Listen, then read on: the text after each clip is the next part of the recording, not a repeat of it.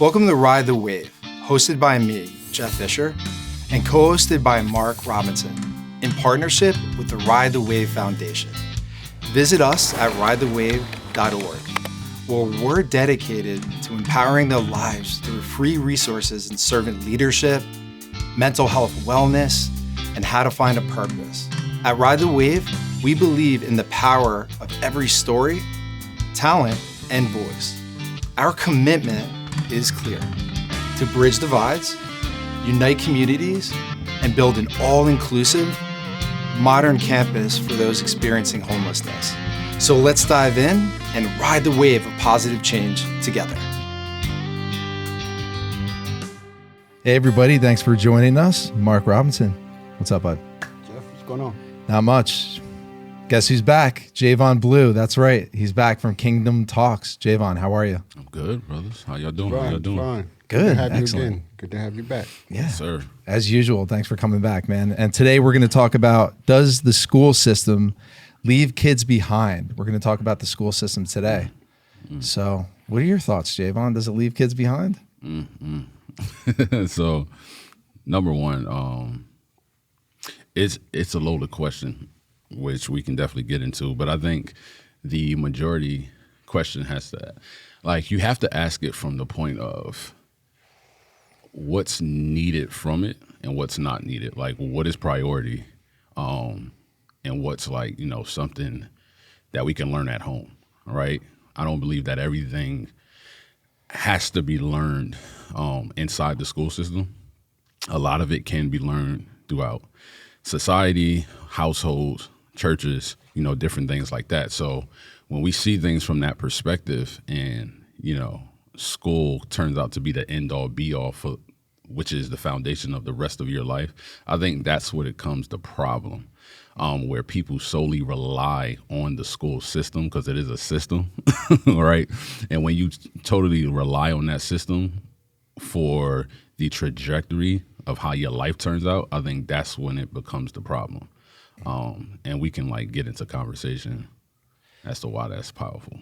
Yeah. But, Yeah, absolutely. And do you think preparing people for work practically, things like that, or what it's more meant for? Because I once it gets into anything social or, pointing people in that direction, telling them how to speak to others, I think should be left out.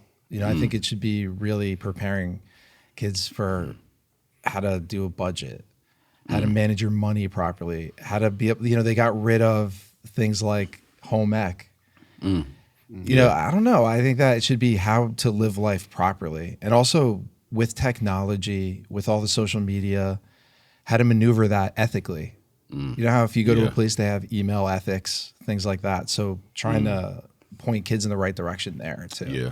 And the book Fake over here, Robert Kiyosaki makes a beautiful point. This is also in his book, Rich Dad, Poor Dad, but he asked his father, who basically was in education, why don't we talk about money? And he said, well, the schools don't tell us to teach that. Right. So from his perspective, he's like, since the schools don't teach you about it, then that means that your parents don't know about it. Right, because they went through the same school system that you did, ultimately saying that you're never ever going to learn about how money works because it's not taught in the system that literally creates the foundation of your entire life. Right. So this is why we have so many people just, they have the same way of living based off one thing, education. So when your education limits you, and this is what I mean by this, people stop their learning after they graduate from college. They're like, I done did everything I'm supposed to do. I finished the course. Some go back for their PhD and different things like that. But majority of people are like, okay, that's it, right? And that's the biggest mistake right there. I think that when people put all of their hope of learning into one system and then they stop, it says a lot about how their minds were trained from kindergarten. Yeah. Right. So that right there is so important. But going to the basis, it's this quote that John D. Rockefeller has said. For anybody that don't know who John D. Rockefeller is, I highly suggest that you go look him up. he was known, well, the family was known in, Standard Oil, right? They basically capitalized on an oil company. So they have a lot of money. And still to this day, there's really only about a couple of more families that match the wealth of like the Rockefeller family. But the more important thing is Rockefeller created the whole board of like education, right? And he had donated, if I'm not mistaken, he donated like $1 million into this board along with other wealthy people, right? And the powerful thing about that is these dudes were not educated guys. They were wealthy businessmen who poured their money into education, something that they're not even in, right? So that should tell you a huge thing, right? But he said something so important. He said, "I don't want a nation of thinkers. I want a nation of workers." Yeah. Right? He said that in the 1900s. And another quote he said that is so important. He said, "I should say in general, the advantage of education is to better fit a man for life's work. I would advise young men to take a college course as a rule, but think some are just as well off with a thorough business training," right? So these statements are so powerful because you're talking about businessmen who literally control like the wealth of this country. Right. Back in that time, 1901, 1907, like different things like that, those dates, what was big during that time? Warehouses, manufacturers, right? Factories, like all this stuff was on the rise. Like America was like the pioneer for this stuff, but they were controlled by the wealthy. Now, here's the thing.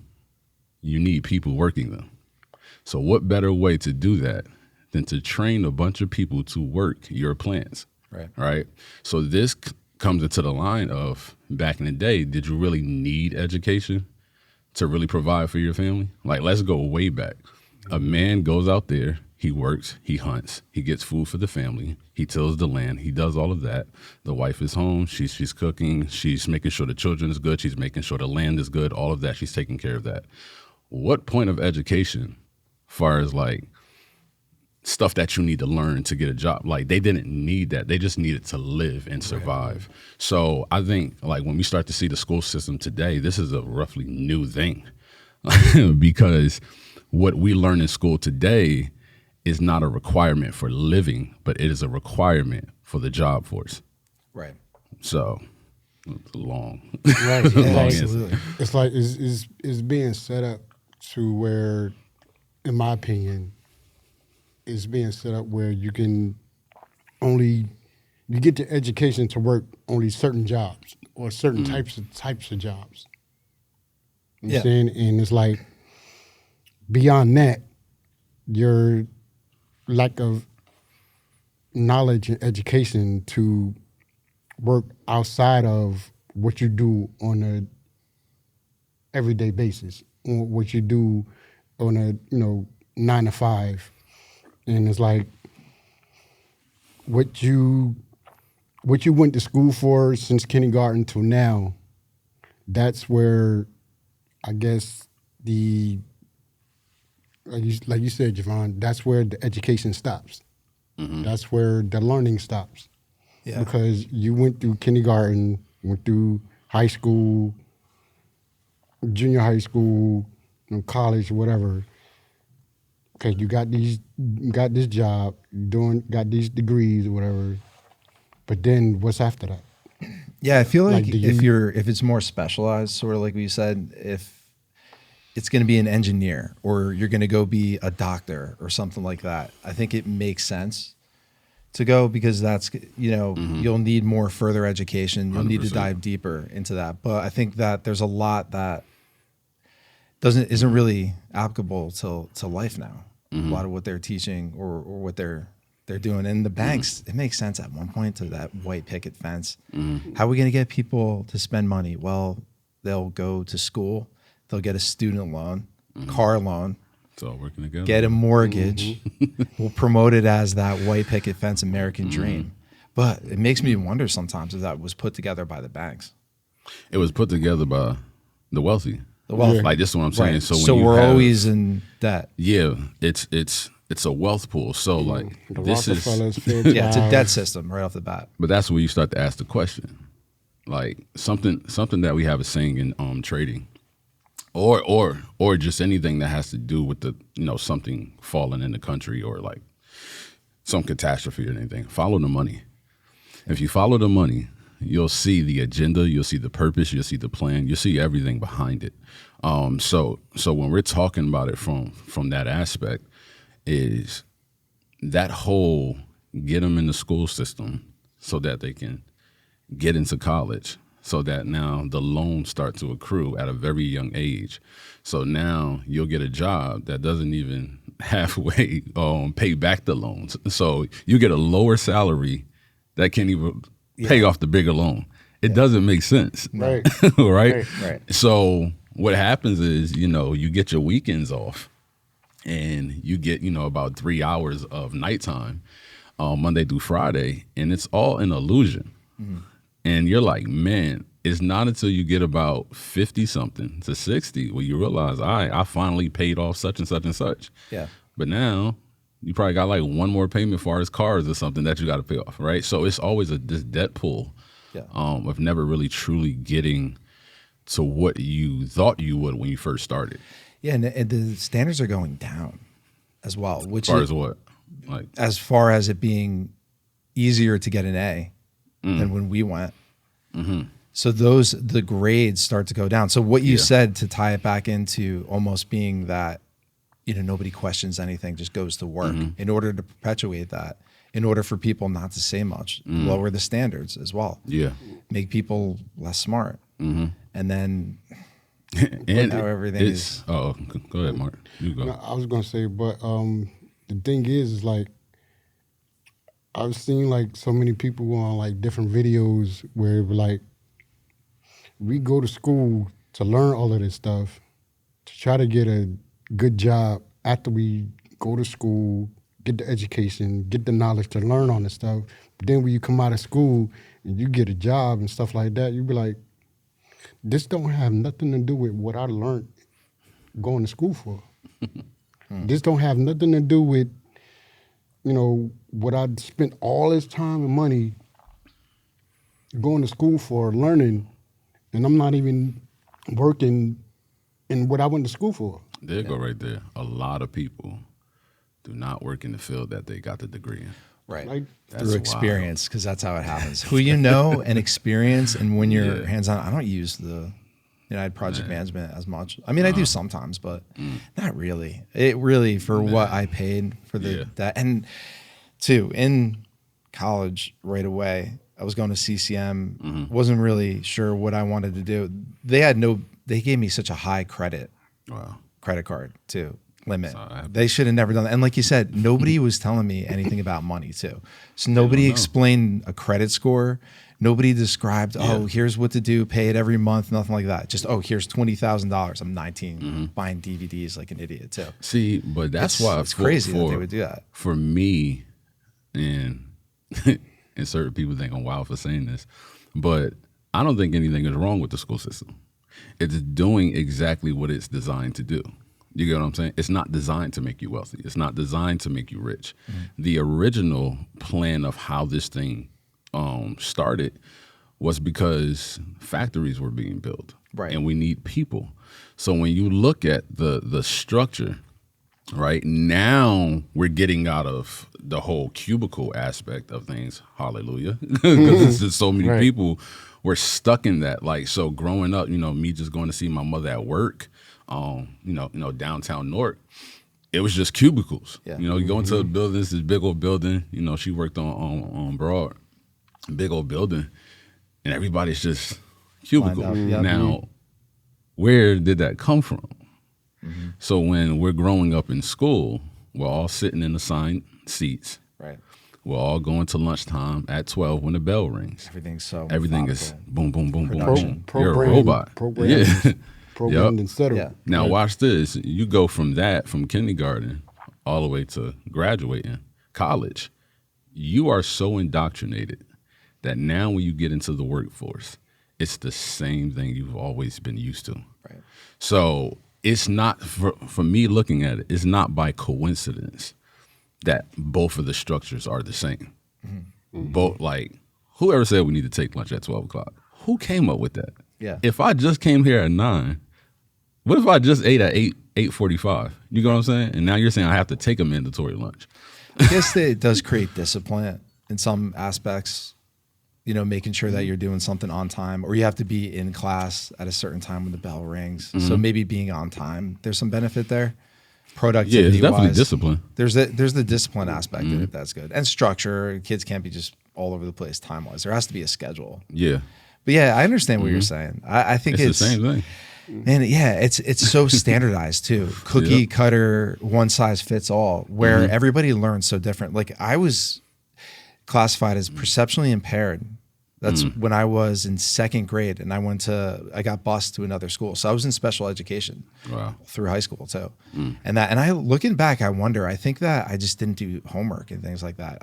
Nobody really sat me down and pushed me to do something or really gave me guidance, a mentorship one-on-one. It really wasn't like that. The teachers that were normal, like teaching classes, seemed like they put more effort.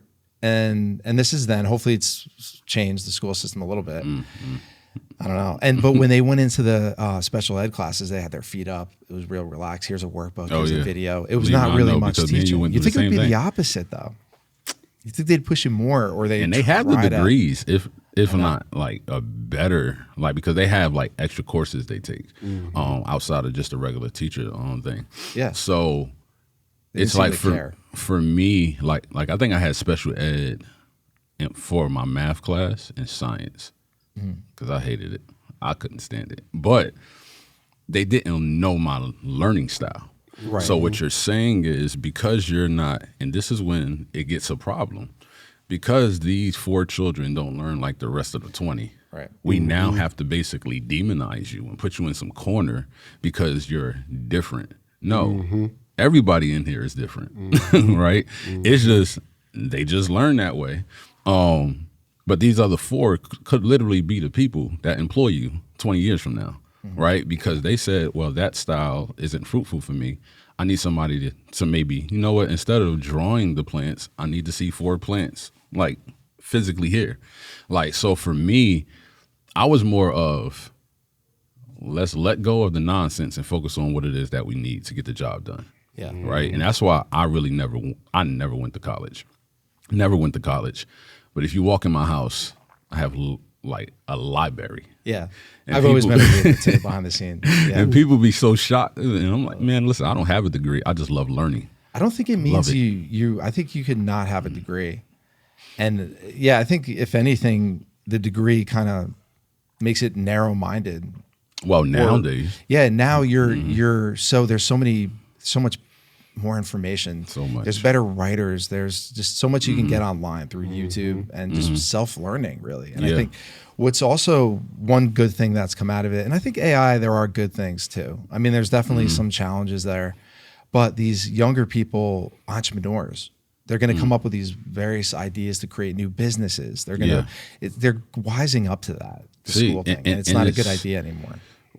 When we looked at COVID was so powerful. Right. The good that I saw like come out of it was the simple fact that the world woke up, parents woke up when they saw their children younger than them making more money than them from a computer that they never went to college for. These kids is 14, 15, 18. I know. Becoming millionaires. Money. And it's like their mind.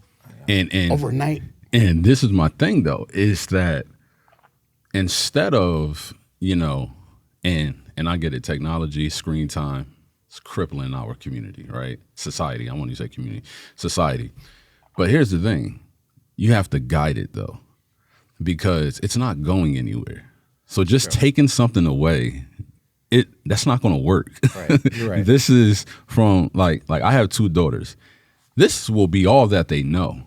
They didn't have a chance that we had where we were basically growing up in it, right? There was a CD player, then there was a cassette tape, then it was a VHS, and then we grew. They don't know that. Yeah. It's just so to them it's technology forward. Oh man, I seen one the other day. It was crazy. But They don't know. So instead of that, like now, this is when the parents get involved. Yeah. Don't just do that. Now teach them how to use this, the purpose of the use of this technology. And I think when we do it that way, we can have better, children growing up instead of all these behavior issues. So you think the parenting mostly, it really comes down to everything is parenting. parenting. Yeah, because it starts to supplement. It starts at home. Mm-hmm. Yeah, because you're not going to be able to teach what everybody wants to their kids at school, and it shouldn't be. I think some things should be just left out. I think that it should just be to give you the skills, whether it be math, English, to be able to give you the skills to be able to operate out in the real world for that purposes. And I think it is important too to have parents' choice. To be able to make a choice of their kids' education and stuff like that. How do you feeling about like more involvement there? Yeah, so parents to be able to make a decision. Hey, this class isn't right. Switch this around or go to this school. I think teachers and parents are like the main thing that should be the focus of a child's entire like school years or like career, I would say, right?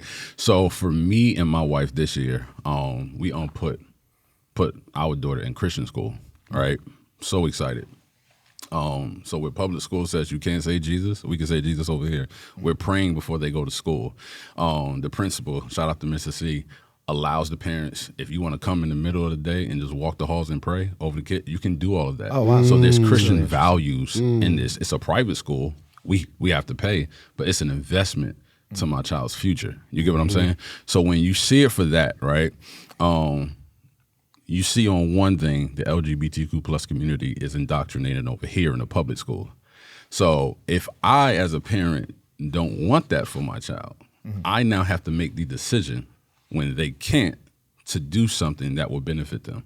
And so far as me, like this is why I'm saying, you have some people that say, well, homeschooling is the way now. Like shout out to everybody who's doing homeschooling. That's a different type of patience, right? I can imagine doing that. Different type of dedication. It's crazy. With your own kid. Oh man. So I'm not there yet, right? But a huge part of my life is my faith. So I would rather my kids be brought up in that, and then mix that with school, because I know there's actually teachers there who care. Like there's a different value system in that. So when it comes to parents playing a role. Yeah, you have to do it.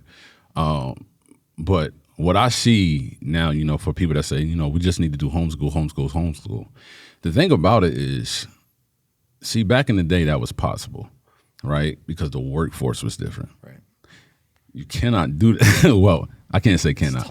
You have to be able to have enough money to do it, right? Because the way society is today, men and women are working, but the economy is so different that, we may not be able to afford to stay home homeschooling. Like it doesn't benefit the house to the point where we're going to make money to provide. So it's like, I can't spend, 4 to 6 hours training you on this stuff, because now that's taking, away time from feeding you.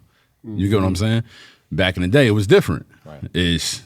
Women actually stayed home, did the education, and then the village helped. It wasn't just the mother; it was the women that were nurturing to the families. So times are just different, you know. Yeah, So, absolutely. Yep.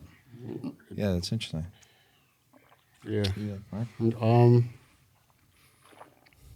I think one of the questions that I had right here was, what courses are being taught in school that can be changed or implemented in school curriculum? So okay. So I would say, far as history is concerned, leave that up to the parents. Far as culture, right? Because everybody's history is different, right? That makes sense. But I do believe that as an American citizen, you need to know your Constitution. You need to know your Bill of Rights, right? Yeah. You need to know this stuff because you're a citizen. Don't just be walking around talking about, well, no, you're an American citizen. So the same way that legal immigrants when they come over here, they have to know this stuff. Yeah, there should be a right? standard. I agree. And I don't think there's anything wrong with that. Any other country would say the same thing. You got to do it. Yeah, when you come in, there should be a certain amount of respect. The language, the history should be known. I agree with that. And I would want to show the respect to another country if I went in as a citizen there and know the basics and tell me your culture. Do that, yeah. History of it, right? So I think that's very important that U.S. history goes so like it's a very interesting story, right? Yeah. But what starts to happen is when you just got a certain amount of people telling one story, it's like okay, right? So it's just one side. So I would say, culturally speaking, when it comes to history, because then we have world history as well, split it up. Yeah. Right, split it up. Secondly, when it comes to science, my God, science is like at this point, calculus and physics and all. It's a lot. I mean, a lot of that is for critical thinking. And I think that's lacking. Critical thinking needs to be more. But like, what starts to happen is the moment you start grading children. Yeah. Like, think about it. They grade animals. Think about it. Like, we're grading animals and children. That is wild. Yeah. So the moment you say, well, because you didn't get it, I now fail you, which means you can't move forward. It's so performance-based, too. And for memorization, kids or people may just want to pass the test. I know I've done that. And you don't really retain the information. It's just want to get an A, just want to get the grade, just want to get the paper. You do that. And you're not really, when you're into something, like for me at least, and I'm researching it on my own, and I'm reading books, and I'm into the subject, that's when I really learn. So like you, I had to later on learn my style. More hands-on. More if I'm interested. Things like that I had to gauge and get later.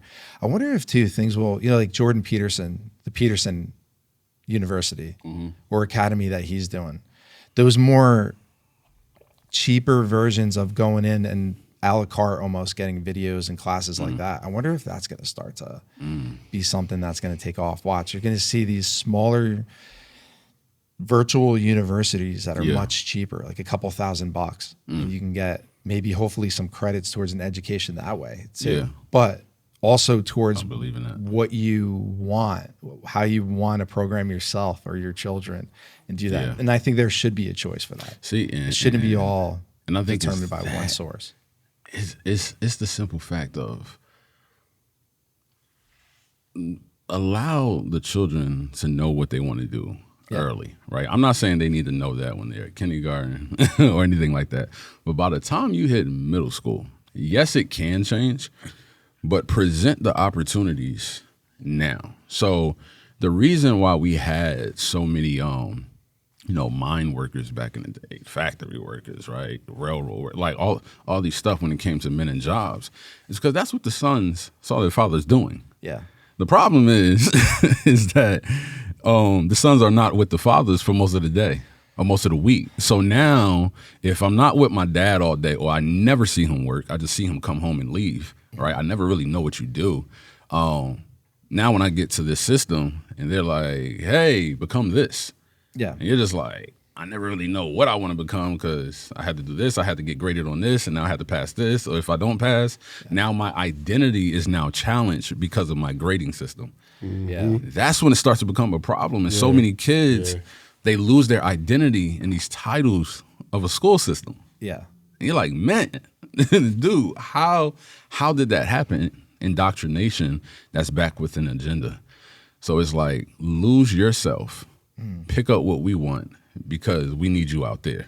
Yeah. Right? So I think that's when it comes, like when we start talking about curriculums and changing that stuff, are we more focused on truly developing the growth of the child's like interest, or is it more of our interest? Because if that's the case, I would say nothing needs to change because they're doing exactly what it's designed to do. Right. Yeah. You know what I'm saying? Work ethic too is another thing that may have changed a bit. And it's such a catch-22. We shoot ourselves in the foot. We want things easier for our children. Each generation, easier, more things. Oh, I want my kids to have the things that I didn't. But it ends up being where you soften up generation a little bit, and they Yeah. like they're the Philippines. They work way better than us. Other countries, they're just way more efficient. Their work ethic is right on. They have goals. They do those things. We're slacking a little bit in that regard. And now lowering standards, I wonder, it's just going to create a generation It's that created. It started It's already. created a It started generation. already. Yeah. Like, man, anytime you see literally the military yeah. are now, when it comes to their PTQ plan, right? When the physical fitness test dumbs down, oh man, we got a problem. We got a problem. Standards in the military like that. And shout out to the Marines, because they like the only ones who said we're not doing it. If you want to become a Marine, this is just what it is. Right. But all that other stuff that you're trying to get because you need people out of desperation, so you lower the standard so that you can get more bodies, bro. I would rather the 10 line than 100 sheep. You get what I'm saying? You wonder, and it muddies the water and efficiency. Like even Trump with the getting shot at, it could have been a lot of miscommunication. It could have been just not. And also too, when you have outside third party organizations too that are involved, you don't know really who's in charge, and it gets overly saturated too. I don't really know, obviously, without getting into any of that, really know much about it. But I saw something where it was a podcast with a guy that had experience and stuff like that in security and with the CIA, and it seemed like it sort of would make sense that the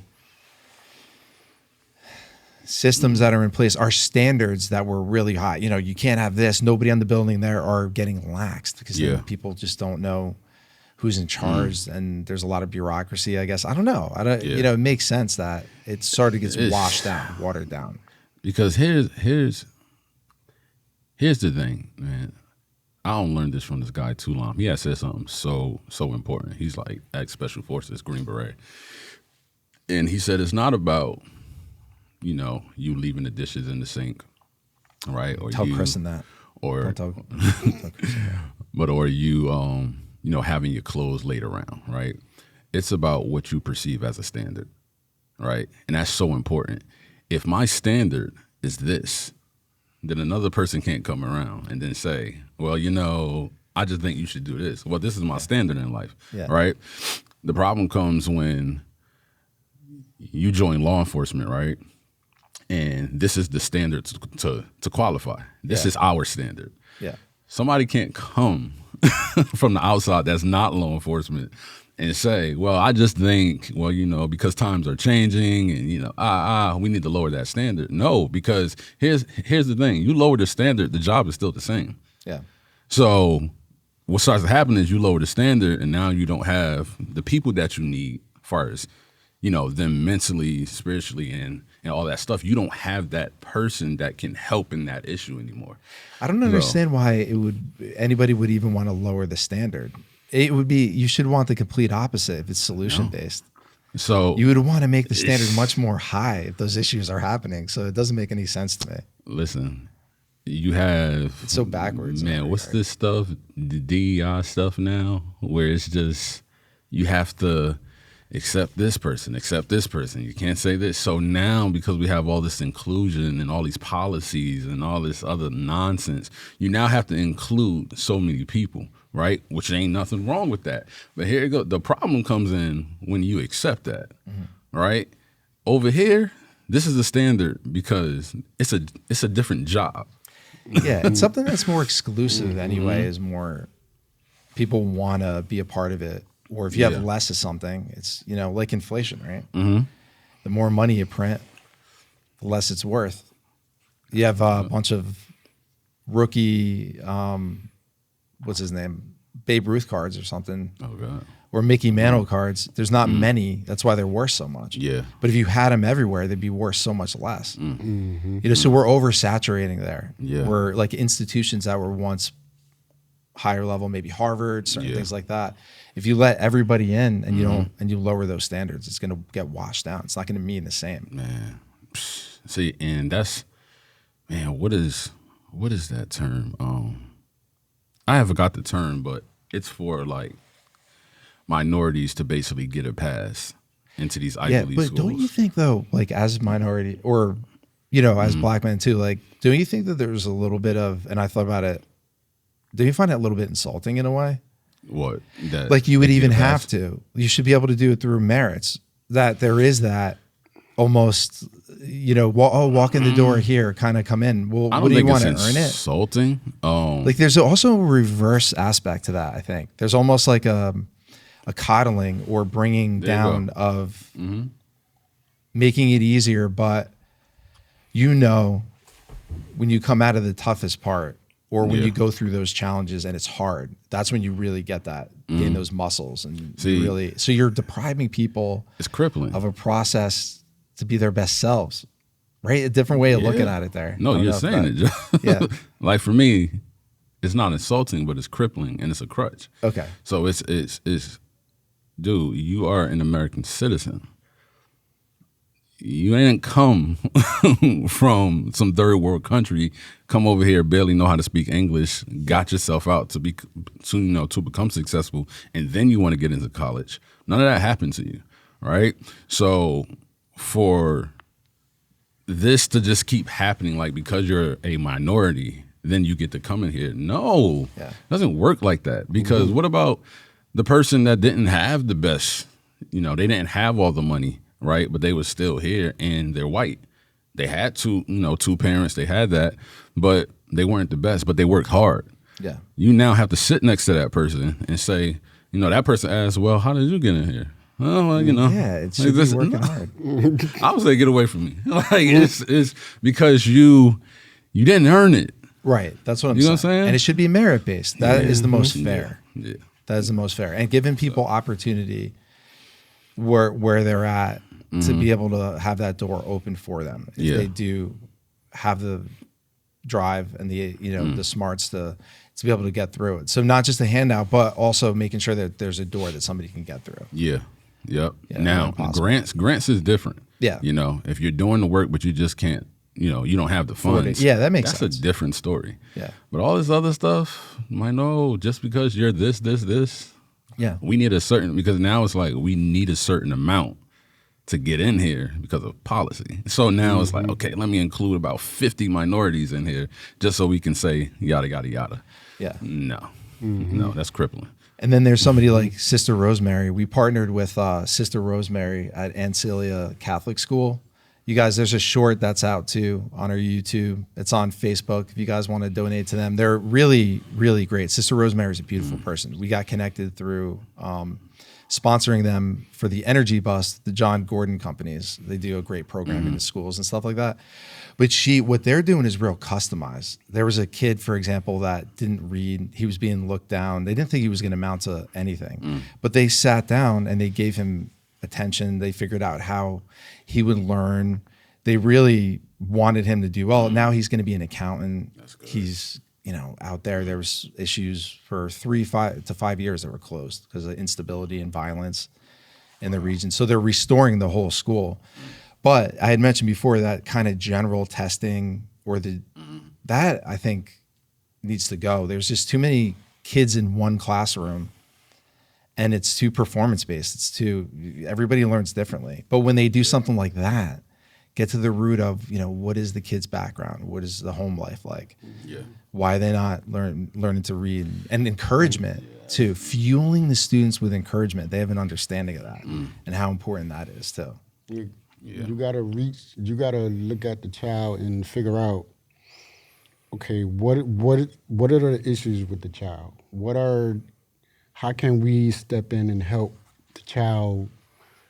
We gotta figure out how the child learns, what the child likes, and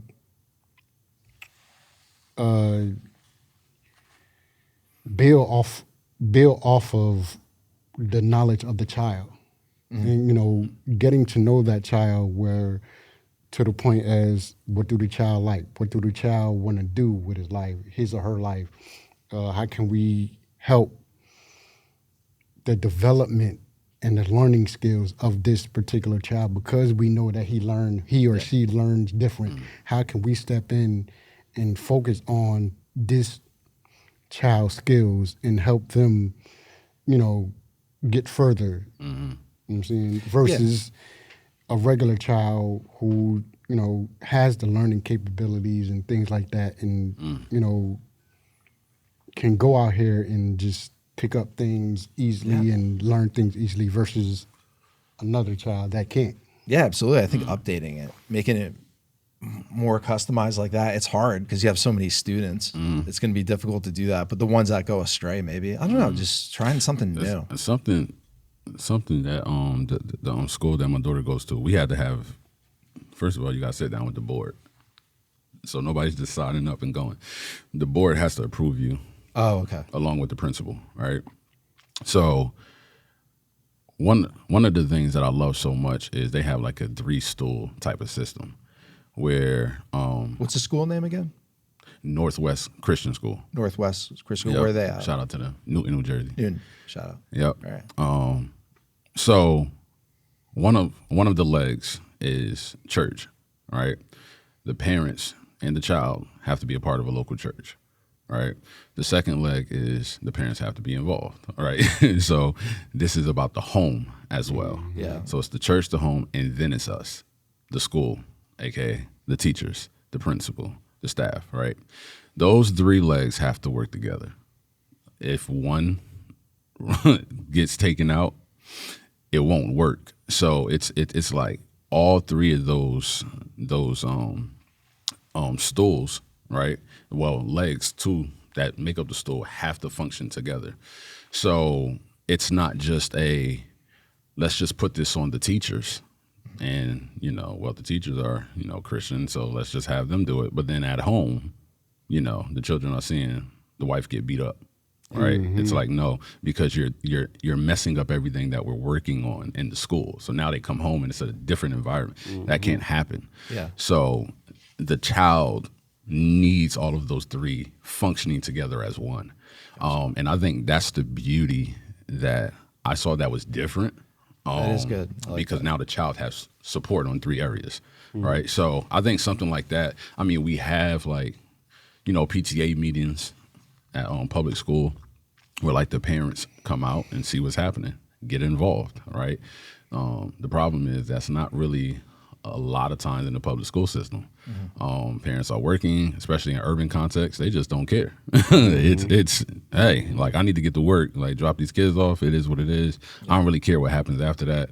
It is what it is. All right. So when the parents aren't involved, we see how detrimental that is to the growth of the child. Mm-hmm. Because now you're totally relying on a stranger to train your child for thousands of hours throughout the school year. That is dangerous, right? So I see that, as the problem.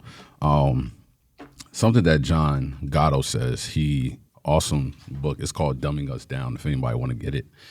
He taught in the New York school system for over 30 years, and he made about 3 books on the Board of Education, what he saw as a teacher, curriculums, and different things like that. And something he said in here that was so powerful. Number one, he talks about the 7 lessons of a school teacher, but he said something that was eye-opening. He said, I don't teach English, because he was an English teacher.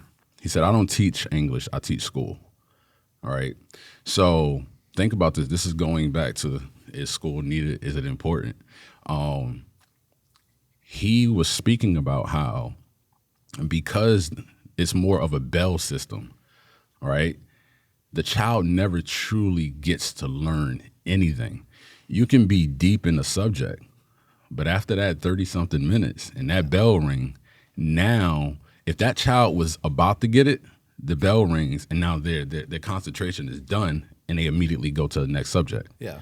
And he said that is killing our children, because they can't spend the time to truly learn something. To dive in, yeah. Exactly. That makes sense. And he said something so important. He said, if you really allow the child to learn, it doesn't take 12 years.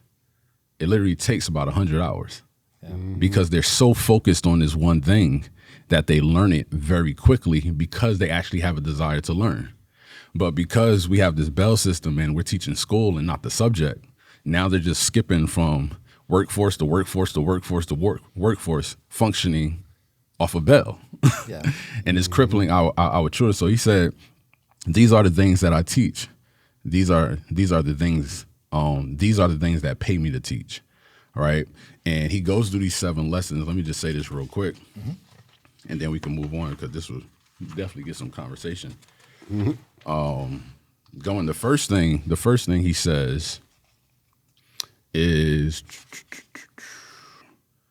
he says, number one, the children are confused, right? They are confused because they're coming in large numbers, right? Day one of school. Anybody got kids? You know this. You coming in large, there's kids everywhere. You're in a classroom based off your age, and that's it.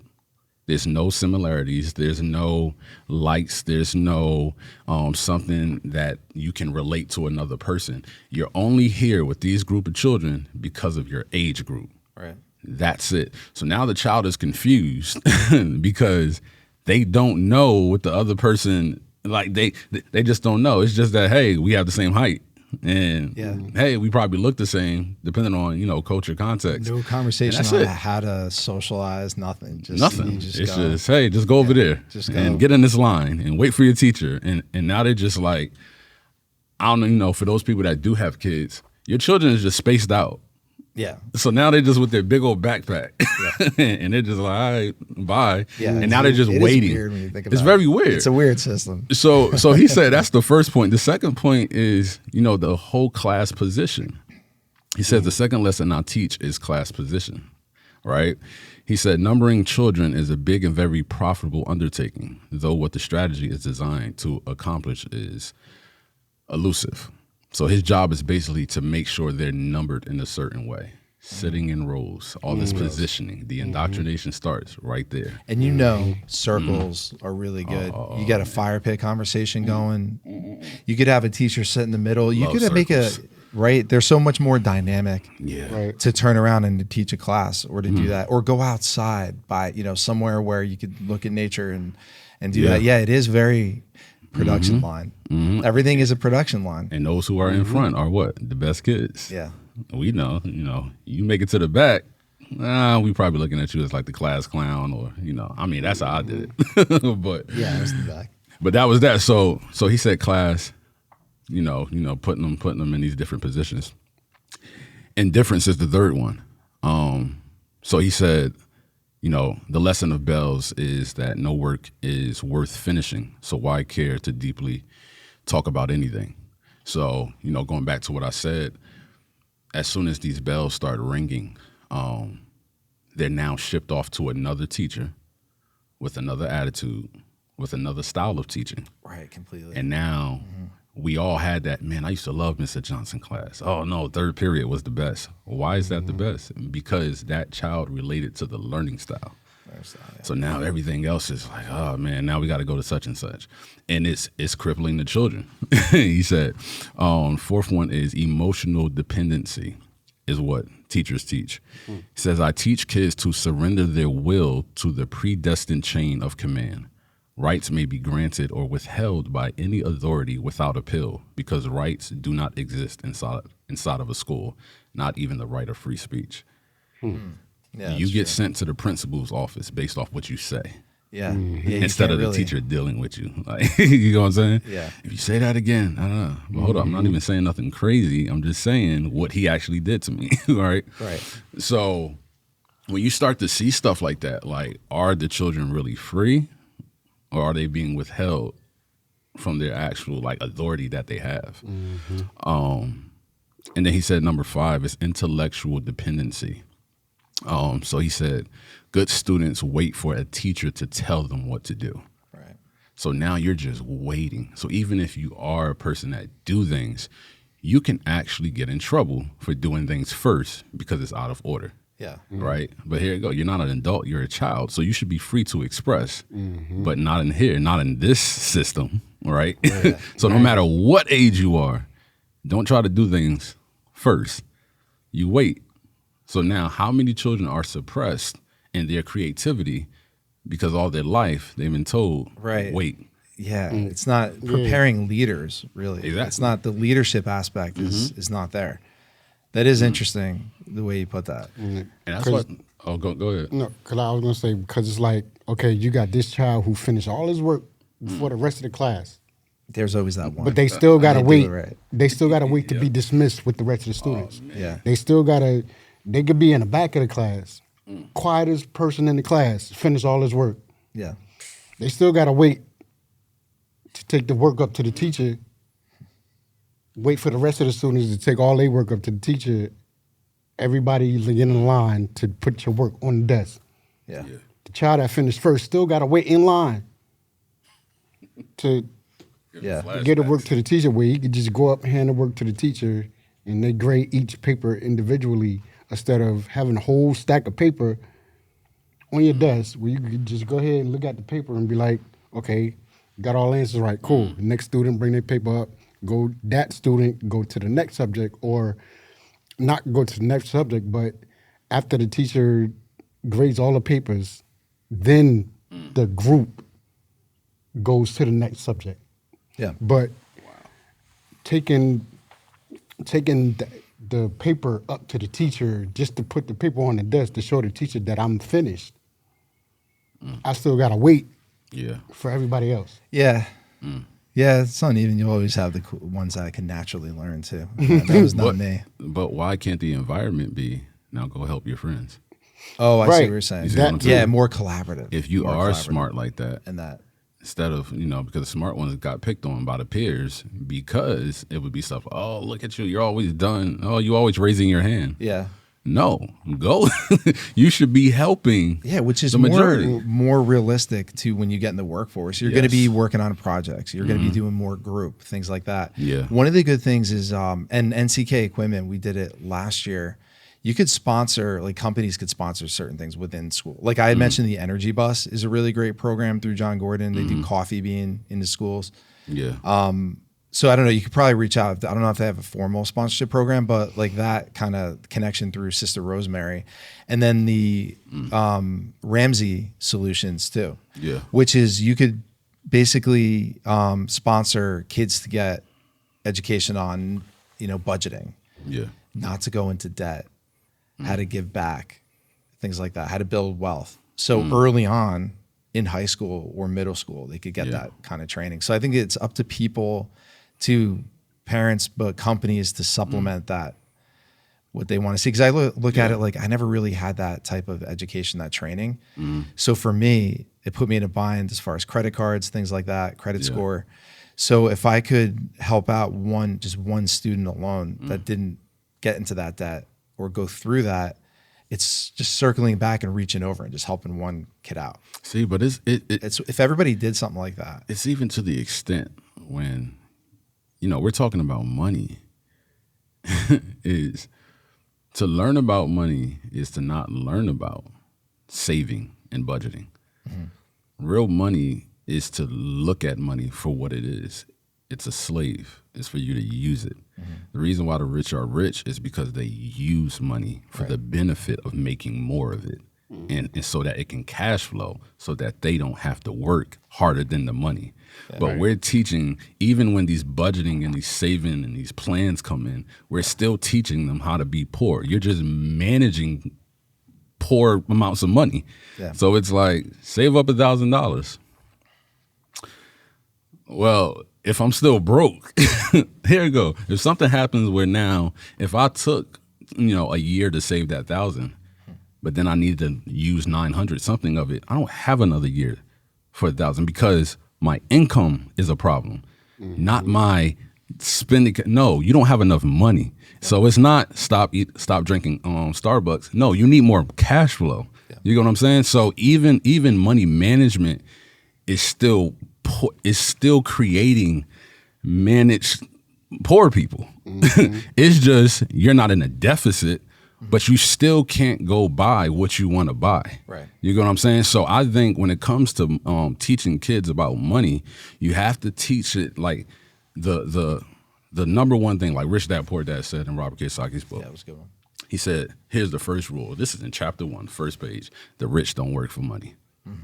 That it would corrupt the school system. Because now you're like, well, isn't the only reason I'm going to college is to get a job so that I can get money to provide? But if the rich don't work for money, then here's the question, then what do? And they go to education. That's separate from majority of Americans. But if they spent more time getting to or doing certain things to birth out the purpose within each student or to get to the bottom of who they truly are, it'll be much more productive when they get out into the workforce. And also, I don't get it. Like you're really rich like that, a good, strong middle class could only help you because the economy will be better, depending upon what you're into. So I feel like if so it's like small business you're talking about? Small, like my business, for example, NTK Equipment, we're going to perform better when people feel good. There's a good culture. We have Wave tied in. We're not just selling process equipment. We have something that's bigger than us. We're pursuing it. It's a purpose. We have a percentage that's going into Wave. You know, it's something that we position ourselves to be great. We're pursuing something more than money. You know what I mean? And I think that would, as we grow, that only benefits the economy. Yeah. And it would help people, that rich person get richer if they're selling a product or they're doing my thing. So I don't understand. It doesn't seem like good business when positivity and things like that are proven to work in the workforce, that you'd want to create sort of drone people, or it's so short-term thinking for your wealth. Like, oh, I'm going to do my thing, be up here and suppress people. No, it's not like suppressing. So you don't think so? So I think business in general. So when you get into the subject of rich and wealthy, that subject doesn't apply to small business, right? Rich and wealthy you're thinking corporations now. You're thinking people like, see, Amazon. Like when you think of Jeff Bezos and you think of Amazon, like first of all, you can't even like think about one without thinking of the other, right? People would say, "Oh, he has too much money," right? But what about the 20 years you didn't see him? Right? That man built this for you. There's an old picture exactly. of him with the sign, and it's in marker, Amazon, it said. And he had this thing of books. He started out with books on a table. Literally. You got to respect that, though. You got to respect it. Yeah. But here you go. Now, he would say, this is my purpose. This is what I'm called to do. That's why I never quit. But now he gets rewarded. And the people who don't have the guts to even go out and do what he did, or not even go out, to last as long as he did on one vision, they will now say, you don't deserve that much money. You need to give it away to the wealth. The people. Well, here's the thing. He is. The same people who are saying, I think they need to, the Democrats, I think we need to tax them more. I think they need to give away their money. We can stop poverty. First of all, it wouldn't, because why would I give, $500 million to people who don't know nothing about money? Right. It'll just end up right back in my pocket. Right. That's number one. Number two is that man is literally helping you because you're using his system and then saying he needs to give more. Yeah, you're already benefiting. You know what I'm saying? So it's like it's all this hypocrisy is going on. Yeah. See, I view it differently. I look at it like I respect people that do that and get to that level.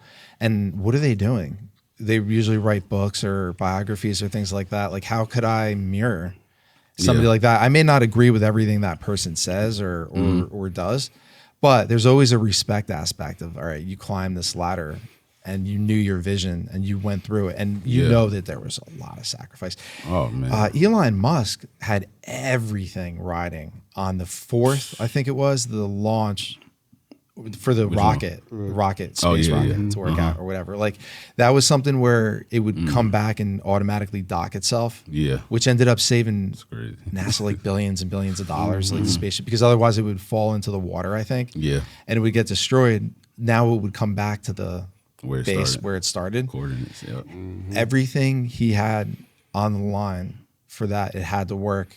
He would have been way far in the red, completely, like more than in debt. It would have ruined him. And all on black, man, all on the dice, just all on that one launch, and it worked. And he ended up getting like so much money from government contracts after that and everything. So sometimes you got to risk it. But that's the thing, is that not everybody's willing to do that. School don't teach you that failure is good. It is good. You're right. You know School teaches you that Once you failure fail, is you fail. Oh, Yeah. you are a failure in Once school. you fail, if you're a failure, and that's what you're You know going what to be I'm for the saying? rest of your life. that is so massively huge to It's an understand. identity thing. Because Yeah. when you know how to fail Oh, man. and you expect it, Come on. and you realize that it's pruning, and actually there's a blessing in here, and it's just right in the other side. You just kind of got to sit tight.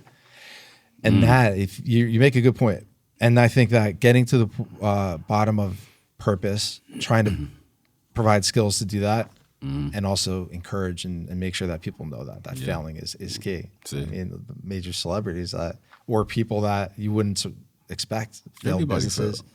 failed. That's it. Yeah. The Oprah. thing is, fail more. Yeah, they told her she wasn't supposed to be. Oh, she'll never be in a talk show. They told Yeah. Oprah. Disney was fired for not being creative enough for a job. Can you imagine? Actually, he even when he wanted to start it, I think it was about 7 banks turned him down. Yeah, He couldn't even get funding. yeah. Now look at it. Rocky got turned down like 1,000. I love using that one. 1,000, Yeah. 1,000 times, Dude. and they didn't want him to act in movie Rocky. Yeah. Rocky series. Could you imagine the most Yep. famous, I love it. pumped up movie ever? Rocky. One of my favorites. Would have never been, and he tried over 1,000 times. Yep. God knows. So yeah, I mean, it really is. It's a part of it. Yeah.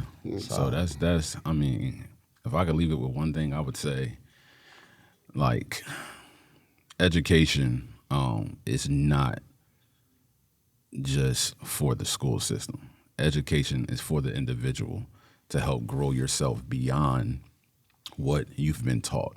Yeah. You know, so if you want to go far, like, you know, you got to keep learning. Like, the world in itself is the school.